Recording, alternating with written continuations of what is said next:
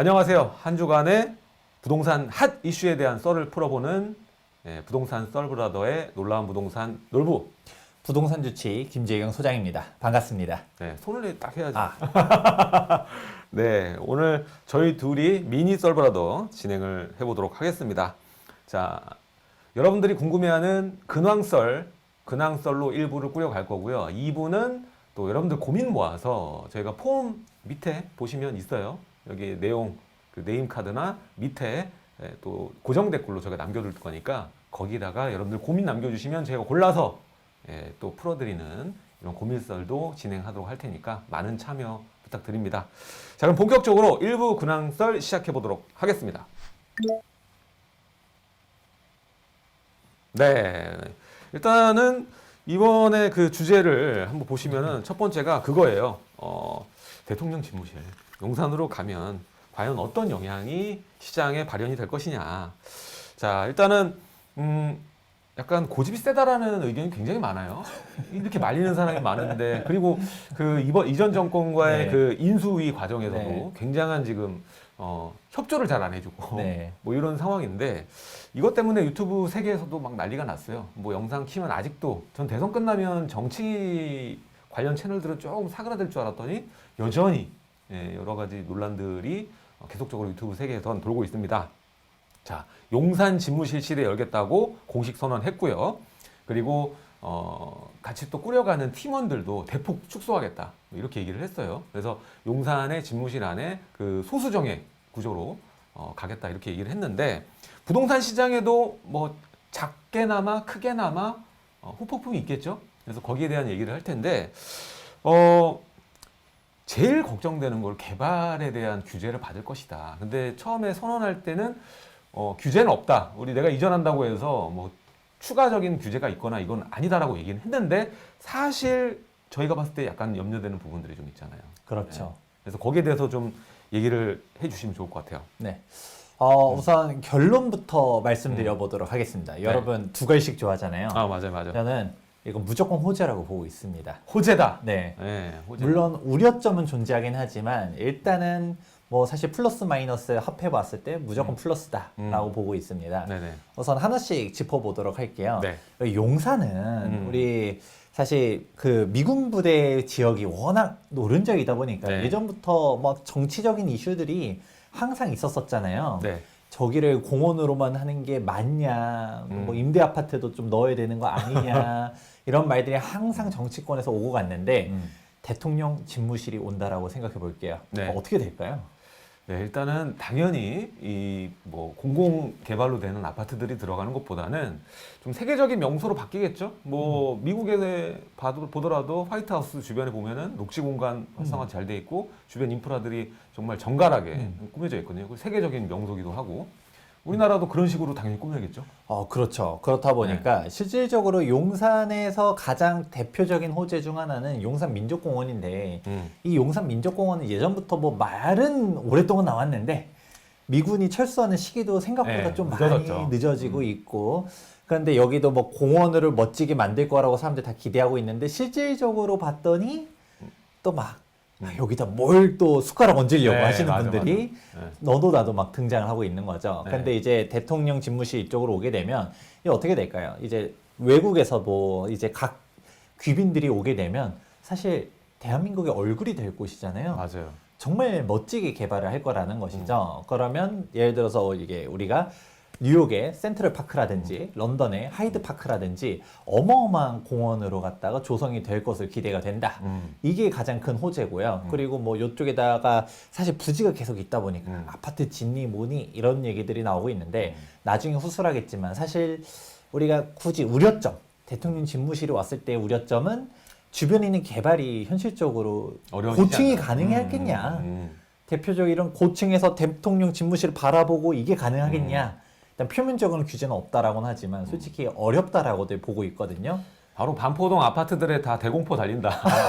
그런 얘기들이 지금 있어요. 네? 바로 격추시켜야 되니까 대공포 다 달리고 고도 제한 이미, 근데 용산은 뭐 오랜 기간 동안 거의 뭐 150년간 군사 지역으로서 역할을 해왔고 일제 시대부터 이렇게 해왔고, 또 그 대사관들이 많이 모여 있잖아요. 거기다가 부촌들, 뭐 유엔 빌리지부터 해서 뭐 나인원 한남 그쪽 동네들까지 해가지고 전형적인 약간 자연적인 부분과 개발이 좀 제한됐고 저층 위주로 된 약간 고급 이미지가 있거든요. 그래서 그게 좀 사람들한테 좀 씌워져서 그런 게 있지 않나라는 생각이 들고 또 경리단길 위쪽에 이제 남산과 또 연결이 되잖아요. 그러니까 기존에도 어느 정도 고도 제한점 때문에 이제 개발이 어렵다. 그리고 고도 제한 푸는 게 어려우니까 사실 고도 제한 문제로 좀 문제가 되는 도시가 여기 말고도 이제 마곡 지역도 이제 항상 이게 문제로 대두되고 있죠. 그래서 공약중 보면은 고도 제한 완화하겠다. 이게 항상 나와. 네. 마곡은. 예, 그래서 그런 부분이 있기 때문에 용산은 더더군다나 어려울 것이다. 이것 때문에 거기 연결된 이 재개발들 호재 일단 이미 진행된 한남 뉴타운이라던가 아직 짓지는 않았기 때문에 영향을 받을 수 있다. 우려하시는 분들이 있고 또 아까도 언급하셨지만 국가 기민들이 오면은 항상 가는 코스가 있어요. 바로 한강로 일대를 차로 약간 돕니다. 교황이 갈 때 옆에 있어 이러고 손 들었어요. 교황 갈 때. 그래서 박수 치고 그랬는데 거기 빼고 좀만 위로 올라가면은 서계청파, 서울역, 약간 노숙 그런 이미지이기 때문에 이 정비가 당연히 대규모로 이루어지지 않나. 그래서 저는 대통령 왔을 때 딱 거기만 보는 것보다는 좀 위로 보시고 좀 포괄적으로 보셔야지 너무 제한적인 규제에만 집착해가지고 사실 이거 염려하시는 분 용산 이전 영향 염려하시는 분 중에서 용산 갖고 있는 분이 몇 명이나 있겠어요. 왜 걱정을 그렇게들 하는 거야 대체? 저는 이해를 할 수가 없어. 예. 뭐 그렇다 보니까 뭐 하나씩 짚어가도록 하자면 일단은 호재다. 왜냐하면 일단은 용산 민족공원도 열심히 아주 네. 아름답게 지을 것도 자명한 사실이고 지금 아까도 뭐 규제 얘기했잖아요. 네. 다른 개발도 솔직히 잘 될까 안 될까가 약간 설왕설래가 있는데 거기 용산 민족공원 한복판에 그 임대 아파트를 지을 수는 없다라는 거죠. 맞아요. 그러니까 그게 안 들어선다라는 것도 어떻게 따지면 용산 주민들한테는 호재인 거죠. 그러면 일단은 대표적으로 이 호재가 적용되는 단지들은 어디가 있느냐? 딱 용산 민족공원 부지 예상되는 데를 딱 보고 있으면 둘러싸고 있는 모두 다 호재예요. 그렇게 따지면 솔직히 용산 한복판에 있잖아요. 용산 네. 전체가 다 호재다라고 할 수 있는데 근데 여기서 저는 이제 조금 바라보는 것 중 하나가 네. 그러면 악재는 뭐냐라고 하면 놀부님께서 네. 우스갯소리로 반포의 대공포 막 네, 얘기를 네, 해주셨던 네. 것처럼 뭔가 이런 고도 제한이 잘리지 않을까라는 우려점들은 없잖아 있지만 근데 저는 제 개인적인 사견으로는 용산 집무실을 기준으로 해서 네. 아래쪽에 있는 곳들은 크게 영향이 없을 거라고 보고 있어요. 아래쪽에 있는 곳 같은 경우는 어차피 창은 우리가 남향으로 보잖아요. 네. 그러니까 남쪽에서 한남 뉴타운이라든지 동부 이촌동이라든지 이런 것들이 크게 영향은 받지 않을 거라고 보고 있는데 다만 약간 이제 북쪽에 있는 곳들은 솔직히 조금 위험할 수는 있죠. 예를 들어서 대표적으로 우리 정비를 하려 했었을 때 한강로 일대에서 좀 더 위로 올라가면 서울역 네. 주변으로 해가지고도 포함동 일대. 수암동이라든지 서계청파라든지 여기도 네. 정비를 해야 되거든요.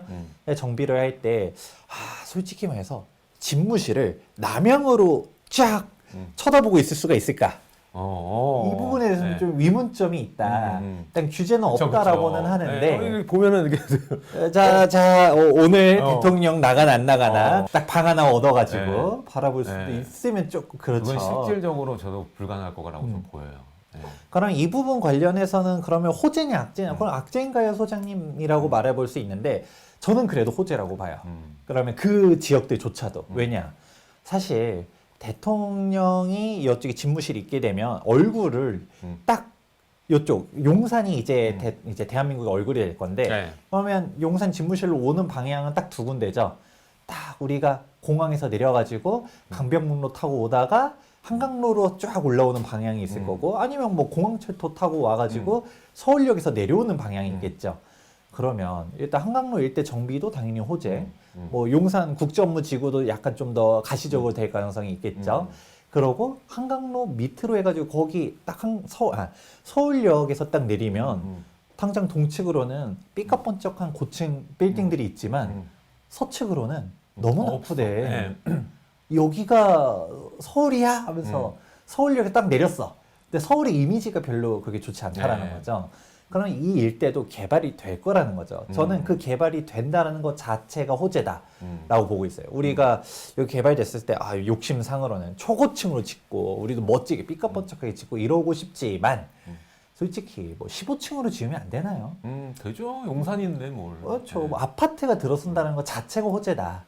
그러니까 뭐 지금 채팅창에서도 뭐 이게 호재인가요, 어젠가요 막 얘기하는데 저는 호재다라고 보고 있는 거가 그냥 그 상태로 놔두는 게 아닌 건 거죠. 그리고 우리가 개발이 본격적으로 될 것이다라는 것만으로 기대감이 워낙 이제 커지기 때문에 이런 측면에서는 당연히 호재로 받아들여야 되지 않겠냐. 물론 이제 대통령이라든지 서울시에서 말한 것처럼 막 규제가 없다라고 표면적으로 말하는데 사실 간접적인 규제로 이루어질 수 있다고 봐요. 대표적으로 한남뉴타운은 뭐 청와대 집무실이 거기 있어가지고 규제가 잘렸나요? 아니었죠. 남산 스카이라인이라든지 이런 고도에 대한 부분들 때문에 규제가 걸린 것들이 있는 것처럼 그런 식으로 간접적인 규제가 될 수도 있겠지만 근데 뭐 그래도 저는 서계청파를 그대로 냅두는 것보다는 일단 개발된다는 것 자체가 아주 중요한 시그널이다, 호재다라고 보고 있습니다. 저도 이제 보면은 용산하면은 다 이제 생각하시는 게 그 한남뉴타운 생각을 많이들 하시거든요. 그리고 좀 소자본으로 들어갔던 지역들도 요즘에 굉장히 가격대가 올라서 좀 언급을 드리자면 서계, 청파, 효창, 원효로 라인, 원효로 사각까지 쭉 이어지는 라인 쪽에 그 노후도 법정 요건을 갖추고 있는 지역들도 있고요.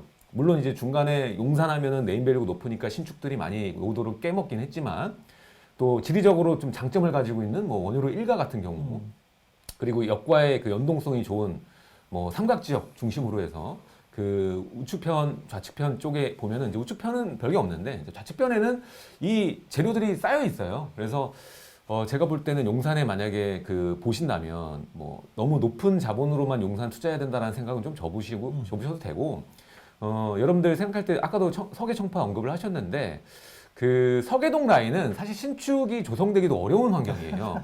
지분 자체가 뭐 20평대, 30평대 이하로 쪼개져 있는 데가 많아서 그런 거를 신축업자들이 쪼개기를 하려면은 두 필지, 세 필지를 업어와야 되는데 그게 현실적으로 좀 불가능하다.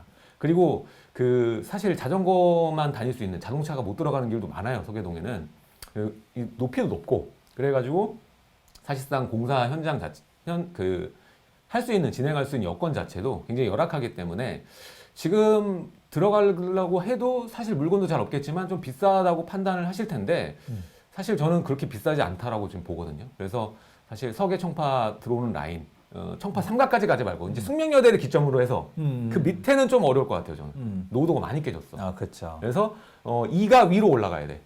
청파동 2가 위로 올라온 그 동네는 좀 장기적인 프로세스로 봤을 때 여러분들이 가지고 있으면 자산 성장에 좀 도움이 되지 않으나 이렇게 생각이 듭니다. 놀부님이 정말 중요한 말씀 해주셨는데 노후도 얘기해 주셨잖아요. 뭐 지금 솔직히 더 깨기도 어려워진 것 중 하나 인건비도 많이 올라가고 땅값도 엄청 비싸요. 땅값도 비싸지고 그래서 사업성도 네. 약간 그런 부분들. 근데 이제 서계동, 청파동은 사실 10년 전에 많이 쪼개졌었죠. 그래서 이제 놀부님께서 얘기해 주셨던 것처럼 이미 노후도가 깨져 있는 곳들이 있어요. 그런 신축들이 몰려 있는데 그런 애들은 그래도 약간 일단은 그대로 냅둘 거냐에 대해서는 일단 용산 집무실이 가게 되면 또 뭔가 기대를 해볼 수도 있겠지만 요즘은 노후도가 꼭 그렇게 정답만은 아니게 된 게 모아주택도 생기고 모아주택에 대한 노후도는 훨씬 더 낮거든요. 그런 부분들도 있다 보니까 하지만 그래도 내가 뭐 솔직히 개발이 돼도 옆에 다 개발되고 그 다음에도 차례가 오겠지만 20년 뒤에 개발돼라고 하면 숨 막히잖아요. 좀 가능성이 높은 데들을 가려면 노후도를 좀 잘 체크해 보면서 가셔라. 그리고 여기 채팅창 장난 아닌데 막 용산 지금도 늦지 않았나요? 전 늦지 않았다라고 보고 있고요. 안 늦었어요. 여러분들 그 다리 하나만 건너면 반포대교 건너가면은 반포동 일대 아파트가 이제 50억을 바라보고 있는데 여기에 있는 애들 추가 분담금 대략적으로 그냥 뭐 얼마 주고 사셔도 모르겠지만은 뭐 5억에서 뭐 7억 정도 들어갈 텐데 그 정도 주고 사도 이득이 뭐야? 몇십억 이득이잖아. 그럼 생각해 보면은 그리고 나중에 신축이잖아요. 네. 그런 것도 다 고려하면서 투자하는 거지. 내 입맛에 지금 다 맞는 싼 투자처는 단 한 군데도 없습니다. 그렇죠. 네. 우리가 한남뉴타운 좋은 거 다 알지만 가려면 현금이 아무리 못해도 22억에서 25억 정도 필요하고 한남 1구역도 잠깐 물어보시던데 한남 1구역 같은 경우도 사실 10억 넘게 필요하거든요. 근데 한남 1구역도 기대해보면 좋은 게 이미 개발 허가 제한구역 다 지정되고 토지거래 허가구역 지정되고 약간 다음 신통기 얘기라든지 좀 될 가능성들도 높고요. 해방촌 얘기는 살짝 조금 어려울 수도 있어요. 상가지 집이 너무 많잖아요. 근데 약간 그냥 기대 정도만. 왜냐면 뭐 원래 맨 처음에 계획이 그거였었잖아요. 남산으로부터 한강까지 연결하는 그 맞아. 녹지축을 맞아, 만들겠다. 그거 밑에는 이촌동 어딜 뚫을 거? 그게 참 신기해. 누가 희생을 해야 될까? 그럼 나중에 그 나머지 용적률을 어디에 보태주면서 그런 식으로 가야 되는데 이전하는 식으로. 뭐 아니면 그거죠. 지금 재건축 조합들이 다 설립되고 리모델링 조합도 설립되고 하니까 뭐 기부 체납 받아서 어디 하나를 녹지축으로 갖다 여러 개 빼고 여기 단지가 빼고 다른 그럴 조합으로 수도 있지 밀어주고. 않을까? 뭐 그런 식으로도 될 수 있지 않을까? 약간 뭐 그런 기대감도 없잖아 있죠. 근데 이게 해방촌은 사실 너무 리스크가 크다라고 개인적으로 생각을 해요. 근데 약간 좀 기대 정도는 좀 더 해볼 수는 있겠지만 이게 된다 안 된다는 솔직히 여러분들이 직접 판단하고 맞아요. 하이 리스크 하이 리턴이다 네. 생각해 보시면 좋을 것 같습니다. 맞습니다. 자, 일단은 뭐 이렇게 그 대통령 용산 이전 관련해서 용산이 들썩거리는 건 맞는 것 같아요. 근데 여러분들 판단해서 자기 자본, 투자를 할 수 있는 자본 잘 체크를 하셔서 어느 지역이 좋을지는 판단을 잘 하셔야 될 것 같습니다. 일단은 여러 지역을 봤을 때 지금 서울에 그 빌라들이 개발 붐이 불었기 때문에 이미 뭐 민간 그 정비 사업이 형태도 너무나 많아졌고 이러한 형태들에 또 들어가는 후보지들도 굉장히 많아졌기 때문에 오히려 저는 이럴 때 아직 단계 절차에 진입 못한 네임밸류가 높은 지역이 더 가격 그 디딤돌을 받을 확률이 커 보인다. 이런 생각이 듭니다. 그러니까 여러분들 잘 선별을 해야 되지 않나. 이렇게 좀 생각을 해볼 수가 있겠습니다. 자, 서부 이천동 얘기가 나왔는데 서부 이천동도 보시면은 뭐 오래된 아파트부터 해서 여기는 사실 빌라촌이라고 하긴 그렇고 그쵸. 좁잖아요. 사실 네. 개발하기도 참 힘들어 보이는 그런 곳인데 여기는 어떨지에 대한 질문도 있어서 서부 이천동도 뭐 잠깐 뭐 언급하실 게 있나요? 뭐 서부 이촌동 같은 경우는 사실 이제 다 독자적으로 가기에는 조금 어려운 부분들이 있죠. 이제 국제 업무지구랑 뭔가 원래 풀어서 같이 가려고 했었다가 사실 많이 엎어지고 서부 이촌동 같은 경우는 약간 좀 구분할 필요성이 있는데 우리 대표적으로 토지 임대부 주택으로 간 데들 중산 시범 아파트 같은 경우는 내 땅이 아니잖아요. 그쵸, 그쵸. 이런 부분에 대한 부분들도 좀 난항이 있는데 사실 이게 풀려면 서울시의 협조도 당연히 필요할 것이고 근데 예전에는 솔직히 저는 좀 쉽지 않지 않을까. 약간 이촌동 투자라고 하는 동부 이촌동으로 가지 서부 이촌동은 약간 당장 뒤에 국제 업무지구가 어떻게 될지 모르는데 이게 과연 단추를 어떻게 채워나갈 수 있을까라는 부분들이 있었는데 지금 오세훈 서울시장이 예를 들어 재선에 성공하고 그러고서 이제 또 용산 시대가 열리게 되면 아무래도 대통령 약간 좀 시장님 혼자서 풀기엔 너무 커요. 맞죠. 그 부분이. 그러면 예를 들어서 대통령님이 그쪽에 있게 되면 뭔가 이제 시와 이제 정부랑 이제 뭐라고 하지? 협치가 좀 잘 되기 시작하면 약간 그 부분도 잘 풀어갈 수도 있지 않을까. 약간 기대감을 예전에는 조금 어렵다 해서 약간 기대해 볼 수도 있지 않을까. 기대해 봐야지. 일단 그리고 국제무지구가 만들어지면 그 앞에 그 아파트들 있다고 생각해봐요. 가리고 있어. 그거는 사실 도시 계획 그 만드는 상 이치에 맞지 않기 때문에 어떻게든 저는 좋아질 거라고 봐요. 사실 그대로 있어도 난 좋다고 보거든요. 그리고 대림 아파트 지분 많지. 뭐 성원 아파트도 괜찮고 그쪽 뭐 괜찮다고 봅니다. 그리고 증산 아파트 같은 경우에는 뒤에 조금 약간 빌라 부지들이 있어요. 그리고 증산 아파트 혼자 재건축하기 힘들 거야. 맞아요. 제가 봤을 때. 그래서 뒤에 같이 통합해서 가는 방식으로라면 좀 가능할 수도 있거든요. 그러니까 여러 상상력을 가지고 보시면 여러분들 좋을 것 같습니다. 자, 두 번째 이슈 또 다뤄볼게요. 일기 신도시 관련해서 또 용산 못지않게 지금 들썩거리고 있는데 일기 신도시 리모델링과 재건축 여기에 대한 관심이 많이 지금 오르고 있어요. 그리고 일기 신도시 중에서 어느 곳에 투자하고 싶어라고 하면 다 열이면 열 다 분당 얘기하거든요. 당연하죠. 분당 얘기하는. 그냥 투자금 자체가 기존에도 좀 올라 있고 좀 진입 장벽이 좀 높기 때문에 사실 투자자 입장에서 봤으면 수익률을 뭐 한 5년 끊고 봤을 때 더 높이 볼 때는 사실 분당보다 다른 지역이 될 수도 있다라고 보거든요. 그래서 소장님이 볼 때 5개 일기 신도시 중에서 어느 지역이 조금 그래도 수익률 면으로 봤을 때는 분당은 너무 뻔하니까 다른 지역 봤을 때 어디가 좀 괜찮아 보이는지. 뭐 사실 수익률이라고 말하기도 조금 애매하긴 한데 저는 그냥 투자 금액선으로 자르는 게 맞다라고 봐요. 뭐 솔직히 말해서 놀부님한테 예를 들어 돈 상관 안 하고 공짜로 하나 고르는 대로 준다라고 하면 어디 찍으시겠어요? 전 당연히 이제 분당 먼저 꼽고 그다음 평촌 꼽죠. 그냥 똑같아요. 여러분들도 다 똑같습니다. 그래서 분당이 당연히 위치가 제일 좋고 네. 판교부터 시작해서 주변 신축 아파트들 가격대가 장난이 아니잖아요. 맞아. 그리고 미쳤어. 분당 자체가 워낙 입지적으로도 훌륭하고 학군도 괜찮고 그러니까 분당 가고 싶죠. 근데 돈이 안 되죠. 분당 좋은 건 누구나 다 알아요. 네. 그러니까 돈이 되면 솔직히 전 분당 가라고 얘기해드리고 싶어요. 음. 왜냐면 향후에 정비가 됐을 때 훨씬 더 좋아질 것이고 그리고 재건축 이슈가 불려면 저는 뭐 사실 분당 같은 경우는 또 그렇지만 사업성이 되냐 안 되냐 이런 그게 말들은 문제죠. 일기 신도시 항상 그게 우선이에요. 네. 근데 뭐 일기 신도시 특별법이 진짜 통과가 된다라고 하면 사업성 문제는 이제 해결이 될 거지만 통과가 안 된다 하더라도 그래도 저는 된다라고 봐요. 왜냐? 사실 그동안 리모델링이냐 재건축이냐 맨날 싸우다 했었던 게 사업성 때문에 싸웠나요? 뭐 리모델링으로는 아니죠. 사업성이 좋나요? 아니죠. 그런 식으로 생각해 보면 사실 사업성 문제가 아니라 안전진단에서부터 그냥 통과가 안 돼 버리는 거예요.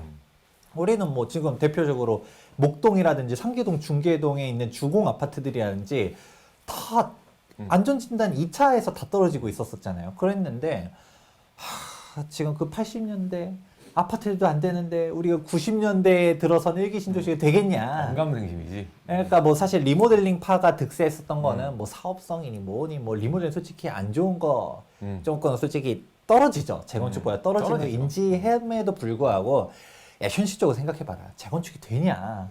재건축 조합 하겠다라고 해놓고서 그냥 천년만년 기다릴 거냐? 우리 현실적으로 가자 이런 쪽이었는데 근데 이제는 재건축이 된다라는 거죠. 그런 식으로 보기 때문에 이제 안전진단 규제만 완화가 된다 하더라도 사업성이 나오는 애들은 어떤 식으로 하느냐 솔직히 1대1 재건축을 한다 하더라도 사업성은 나와요. 왜? 여기서 말하는 사업성이라는 거를 재개발 재건축에 대해서 공부를 좀 하다 보면 용적률이 중요하다, 사업성이 중요하다라고 말하는데 오히려 더 깊게 들어가 버리면 사업성은 뭐 중요하긴 한데 절대적이진 않아요. 오히려 그것보다 더 중요한 거는 완공되었을 때 신축 아파트의 가치를 놓고 봤을 때 우리가 1대1 재건축해서 분담금 설령 뭐 4억 납부하고 5억 내면 어때요? 그래도 완공됐었을 때 분당 완공되면 솔직히 얼마 될까요? 뭐 30억은 넘어가지 않을까요? 넘어가지. 네. 그거 바라보면 분당 신축 30억 된다? 뭐 우리 분당 뭐 4억씩 낸다 하더라도 그게 어떠냐라는 거죠. 대표적으로 1대1 재건축의 대명사가 동부이청동에 있잖아요. 네. 어딘지 아시죠? 어디요? 레미안 첼리투스가 1대1 재건축의 대명사거든요. 네네. 거기에 56층으로 지어졌는데 여기가 분당 금액이 5억 4천이 납부했어요. 근데 초고층으로 지었잖아요. 네. 그렇게 초고층으로 멋지게 다 단일 평수 50평대로 지어도 5억 4천이었는데 우리가 뭐 그렇게 막 56층 지을 것도 아닌데 분담금을 딱 바로미터로 동부이청도 한번 생각해 보면 좋을 것 같고요. 그러면 사실 1대1 재건축해도 훨씬 더 낫다라는 거죠. 재건축 규제만 완화해주면 다 가는 게 분당이다. 그러니까 네. 분당뿐만 아니라 다른 애들도 다 똑같은 거고요. 그럼 이제 다시 메인 주제에 돌아왔을 때 솔직히 돈만 되면 분당 가고 평촌 가고 싶죠. 근데 돈이 좀 저렴하다는 표현 좀 그렇고 자금 여력이 조금 낮으신 분들은 저는 오히려 귀의 땅은 일산과 중동이 있다라고 봐요. 3본도 생각보다 안 싸요. 3본도 생각보다 금액대가 좀 되고요. 이제 그래도 3본도 여력이 높다라고 이유는 있는 거죠. 근데 이제 중동이랑 일산이 정말 싸요. 저평가돼 있다라고 보고 있는데 인프라도 정말 잘 돼 있어요. 그래도 계획 도시다 보니까 공원들도 많고 학군도 괜찮고 살기 정말 괜찮은데 일단은 금액대를 어떻게 접근해 볼 수 있느냐. 일산도 그렇고 중동도 그렇고 갭 투자를 하려 했을 때 투자 금액이 1억 초중반으로도 갈 수가 있거든요. 그게 정말 대박인 거죠. 지금 서울에 뭐 재건축 호재 말고 그냥 아파트 갭 투자를 하려 해도 3억씩 필요한데 3억은 들어가죠. 그런데 일기 신도시에서 1억 초중반으로 갭 들어갈 수 있고 여기서 재건축 호재도 같이 움직이는 거죠. 왜냐하면 일기 신도시 특별법이 진짜 통과된다라고 하면 분당만 호재일까요? 네? 일기 신도시 특별법이 통과되면 분당만 호재일까요? 아니죠. 전부 다죠. 그렇죠. 다 네. 호재겠죠. 네. 그런 식으로 가게 되면 우리가 솔직히 분당이 안 좋다 아니에요. 분당 당연히 좋고 1순위로 가라는 얘기 제가 해드렸는데 돈이 안 되면 자금이 맞춰서 이제 봤었을 때 일산과 중동 신도시도 주목해 봐라라고 말해드리고 싶네요. 맞아요. 중동은 지금까지도 많이 안 올랐어요, 사실. 그래서 중동도 전 좋게 보고 아까 일산 얘기했지만 일산은 또 역세권에서 풀어갈 수 있는 단지들이 꽤 있거든요. 투자금은 조금 더 들어가지만 자 뭐 그 백땡과 주땡역 주변 보면은 리모델링 하려고 막 했던 단지들 보면 살기도 좋고 인프라도 괜찮고 그리고 차후에 일기 신도시 특별법이 제정된다면 또 호재로 받을 수 있는 단지들이 꽤 있어요. 뭐 9에서 뭐 10 몇 단지까지 있는데 그런 지역도 좀 괜찮습니다.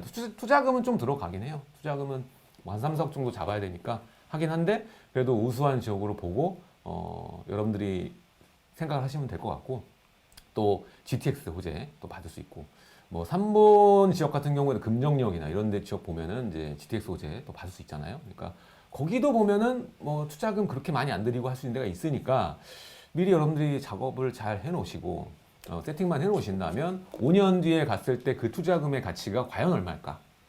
그 어느 때보다 지금 화폐 가치가 쾌속으로 떨어지고 있는 지금 시대에 우리가 살고 있는데 그렇죠? 그래서 여러분들이 일기 신도시 과연 어느 쪽으로 많이 지는지 모르겠지만 저는 사실 결국엔 나중에는 재건축 쪽으로 가지 않을까 뭐 이런 생각을 좀 많이 해봅니다.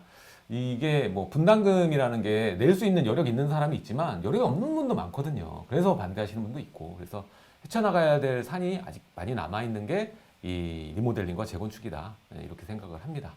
뭐 여기 뭐 금액 얘기하시는데 금액도 잘 찾아보시면 있어요. 근데 뭐 여기서 말하는 거가 뭐 진짜 뭐 재건축, 대지, 뭐 지분 뭐 이런 거 얘기하는 게 아니라 어차피 우리가 단지들을 쭉 찾아봤었을 때 뭐 어차피 갭 투자잖아요. 매매 금액이 아직 중동 같은 경우 25평 기준으로 5억 안 되는 애들도 존재하고요. 그래서 일산 같은 경우도 우리가 뭐 조금 뭐 위치 괜찮은 데들 말고서도 어차피 호재는 같이 들어가요. 여기가 진짜 되고 안 되고를 떠나서도 이거죠. 그럼 여기가 될까요? 라고 하면 무선석으로 되는 애들은 따로 있을 텐데 근데 여기서도 좀 더 봤었을 때 어차피 주변에서 치고 올라가기 시작하면 우리도 하면서 바람은 같이 부는 거죠. 예를 들어 이런 거 뭔가 재개발이 진짜 되고 안 되고를 떠나서 안 돼도 빌라들 가격대가 요즘 다 뛰었잖아요. 약간 그런 느낌? 그래서 실질적으로 재건축도 오히려 메인은 진짜 될 것 같은데 좀 괜찮은데 찾아가려면 뭐 얘기하신 것처럼 뭐 2억대도 들어갈 수도 있겠지만 근데 찾아보면 아직도 중동이라든지 일산이라든지 1억 초중반으로 갭이 들어갈 수 있는 단지들이 있으니까 그러니까 잘 찾아보세요. 보시는 분들이 잘 이해를 못하는 것 같은데 그러니까 용적률을 맞춰지고 우리가 일기 신도시 대략적으로 160에서 230%의 용적률을 가지고 있는데 그중에 정말 누가 봐도 용적률 낮고 사업성 좋은 데는 투자금 더 들어가는 거고요. 지금 말하는 데는 지금 룰에서는 절대 재건축을 바라볼 수 없는 단지들을 얘기를 하고 있는 거예요. 그래서 장기적으로 풀어가면 그 그 투자의 기본 원칙이잖아요. 내 자기 자본 비율을 낮추고 레버리지를 최대화해서 시간을 보내고 그 다음에 그 수익성을 가져오는 게 투자의 기본 원칙인데 그런 것을 먼저 염두에 두고 그 지역을 보면 좀 더 그 여러분 투자에 맞는 지역은 얼마든지 찾을 수 있다는 얘기를 드리는 거지. 얘네들이 먼저 리모델링 그 재건축이 되는데 1억 투자해요. 이렇게 얘기하는 게 아닙니다, 지금. 오해를 하지 않으셨으면 좋겠어요. 지금 말하면 대안이 있어요. 지금 아까 제가 말했던 일산역 같은 경우에도 중심으로 보면 리모델링 호재가 이미 있었던 곳 같은 경우 좀 주요 단지죠. 뭐 문촌이라던가 이쪽 지역 그쪽 라인에 들어가려면 투자금이 그래도 한 4억 정도 들어가야 되거든요. 3, 4억. 그러니까 그 정도로 보면은 또 투자 대안이 굉장히 많기 때문에 여러분들이 잘 골라야 될 시기인 거예요. 어떻게 보면 이 금액으로 재개발을 살 거냐 아니면 서울에 그냥 외곽 지역에 있는 거 딱 금액에 맞춰서 살 거냐 아파트를 이렇게 하는 건데 제가 봤을 때는 내가 가진 금액 내에서 최선의 선택을 하려면 무조건 레버리지를 활용해야 되는 시기인 것 같아요. 가격대가 많이 올라와 있기 때문에 지금이 뭐 서울 전세가율 뭐 80% 70% 이때 아니잖아요. 지금 지역에 따라 다른데 거의 이제 40%에서 60% 사이 왔다 갔다 하는 단지들이 많은데 그 중에서 여러분들이 잘 골라서 해놔야 되는 거예요. 지금이 제일 어려워요. 사실 투자하기도. 예. 싸지 않아요, 여러분들.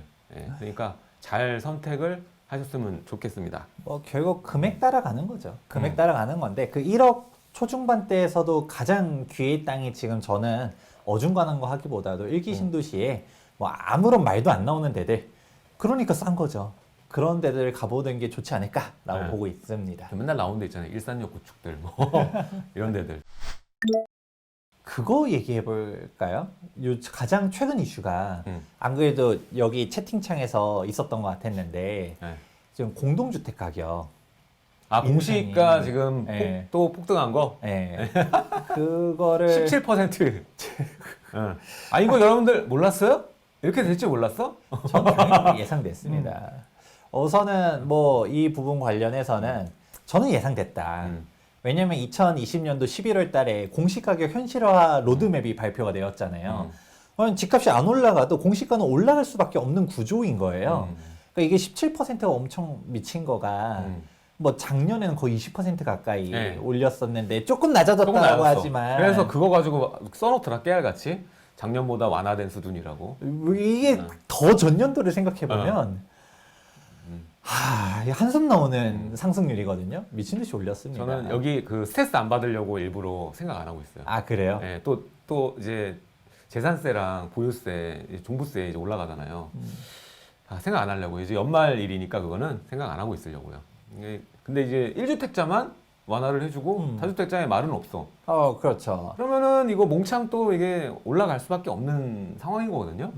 그래서 이거를 아직도 깨닫지 못하고 있어요. 정권에서는 이러한 보유세를 올리게 되면 조세 정가가 되는 거를 지금 다 보여지고 있는데 그걸 왜 외면하고 계속 그대로 밀고 나가는지 전 도무지 이해를 할 수가 없습니다. 그러니까 놀부님이 핵심을 짚어 주신 거예요. 만약에 다주택자다. 그런데 세금 때문에 막 이렇게 터져 나가면 돈을 어디서 날 건데 그 사람들이. 어떻게 할 거예요? 그러면 진짜 조세 정가라든가 아니면 집을 팔겠죠. 근데 팔아도 예를 들어 이런 느낌.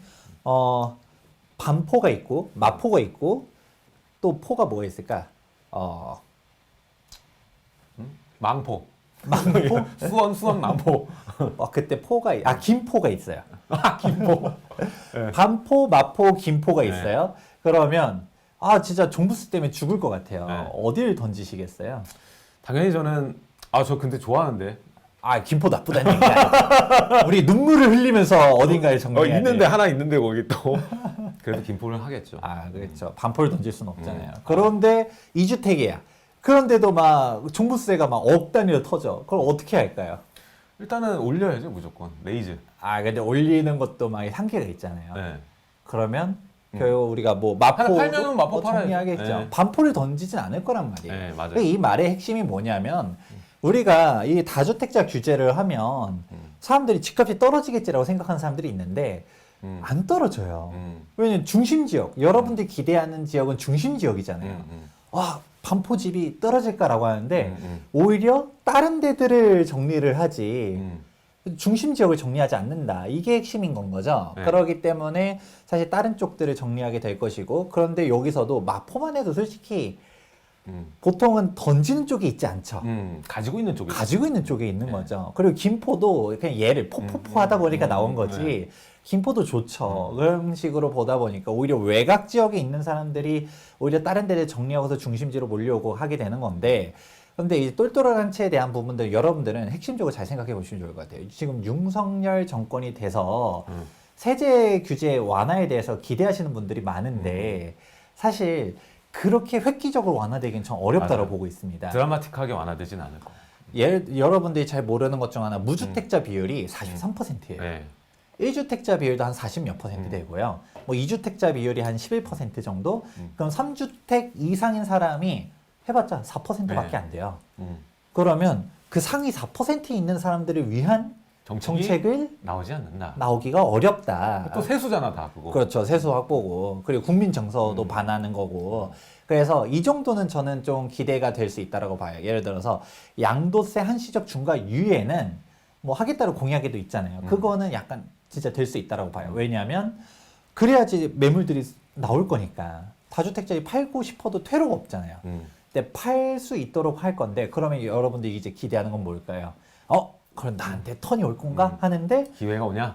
근데 사실 여러분이 기다리는 주택이 나오는 게 아니라 여러분들 원하지 않는 주택들만 매물로 나올 가능성이 높다. 그리고 이 부분을 좀 가속할 수밖에 없는 게 종부세를 건드려도 지금 나오잖아요. 1주택자에 대한 위주로만 맞아요. 감면을 해주지 다주택자들이 이게 감면 되겠냐. 예를 들어 공정시장 가액 비율은 낮출 수는 있어요. 근데 예를 들어 종부세가 1억 나오던 사람이 공정시장가액 비율을 80% 조정해서 8천만 원 나오게 됐어요.